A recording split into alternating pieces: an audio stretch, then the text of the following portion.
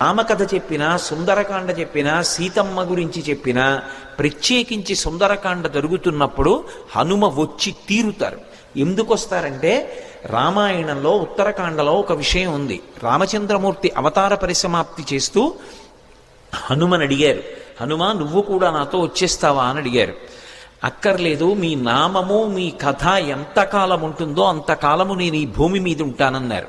అంత శక్తివంతమైనటువంటి సుందరకాండ యొక్క ప్రారంభం ఎక్కడ అంటే, నిజానికి మొదటి శ్లోకం తతో రావణనీతాయా అయినా దానికన్నా నేపథ్యం కిష్కింధకాండ చివరిలో పడింది. ఎందుచేత అంటే, కిష్కింధకాండ చివరికి వచ్చేటప్పటికి అందరూ శోక సముద్రంలో ఉన్నారు.